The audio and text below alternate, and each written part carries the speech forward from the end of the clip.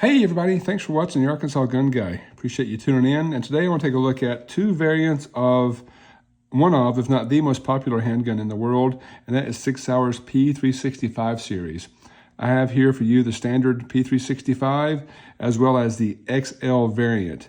Now these are just two of many variants that have evolved from this basic 365 series. This is a loaner to the channel. This is a gun that I own and carry quite often. So I thought, well, I had this for another comparison, and I thought, well, I had it, I would also compare it to my 365XL and just show you the differences. If you're on the fence between the standard version and one of the larger versions, maybe this will help you make your decision. I'll tell you why I chose what I chose, and look at them side by side. Again, this platform is pretty revolutionary. In 2017, this guy was introduced in a tiny, tiny package with a capacity of 10+1, which was unheard of at the time. Now, since then, Sig has kind of changed the industry. This is becoming pretty common. Everybody, except H&K, has a micro compact now that has 10 or more capacity. I think Springfield Hellcat is a similar size that's 10+1. So again, very, very revolutionary at the time, but the new standard as a micro compact, very small frame gun, fits in the palm of your hand basically, that holds a significant number of rounds. Again, in this case, 10+1. Now, I actually chose the 365XL because I like the longer grip module and I get 2 more rounds here. This is 12+1. And also I like the extra length just for a longer sight radius. If you look at these guys, the first 3 variants that came out was the standard 365. Then they had 365X, which had a longer grip module, but the same size slide. The XL took the longer grip module and added a longer slide. And this extra sight radius for me helps me be more accurate a little further out.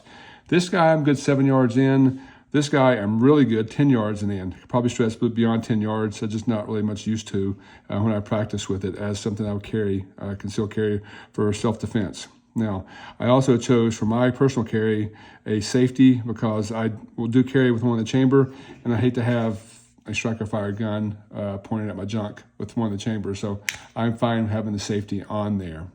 I know some people hate that, some people love it. I actually prefer hammer fired guns, but this is my get out of jail free card to keep me from shooting my junk off on accident. So again, love this gun a lot. Very fascinated by this gun. And you can see the differences. Again, great gun.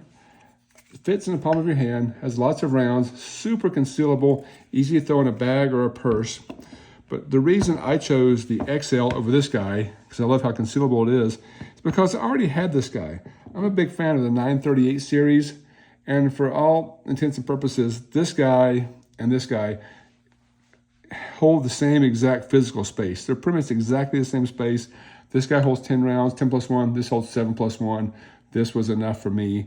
I was fascinated by the fact I could get 12 rounds in this very thin frame and carry it. So again, this also has a much longer sight radius.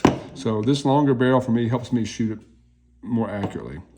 So again, I love the fact that how this guy fits in my hand. You have a nice undercut here.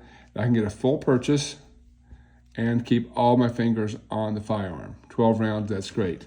This guy with the shorter frame, shorter slide, get a high, same purchase there, but I have a floating pinky when that happens.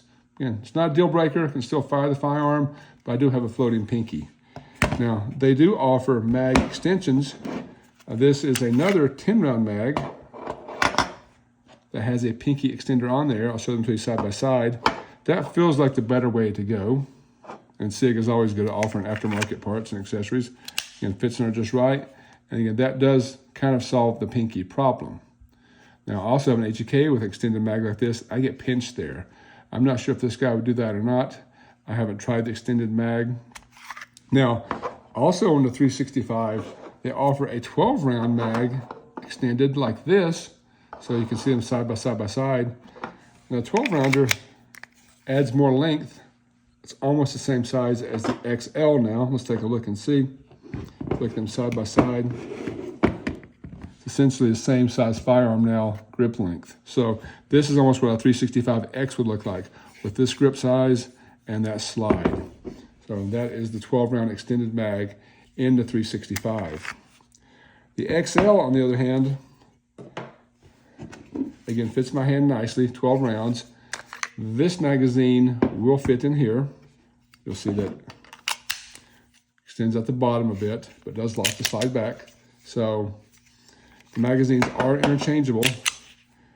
But the thing I also like about this guy, I take the new Sig 17 round magazine, which is this guy. So it looks awkward in my humble opinion, but you pop that on there, you now have 17 rounds in a tiny, tiny package.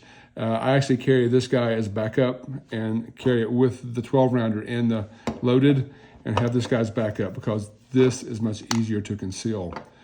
But this is a pretty impressive package, getting 17 rounds and a gun this thin that you can take to the range and shoot all day. So if you're curious about the 365 series, the platform, and the XL versus the standard 365, that is a close-up view of both of them.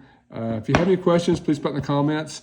I will try to answer as best I can. If you have experience with either gun or both guns, please put that in the comments, as well as people doing research on the models. Find your comments to be very valuable. So thank you again very much for watching the Arkansas Gun Guy. I appreciate you guys tuning in.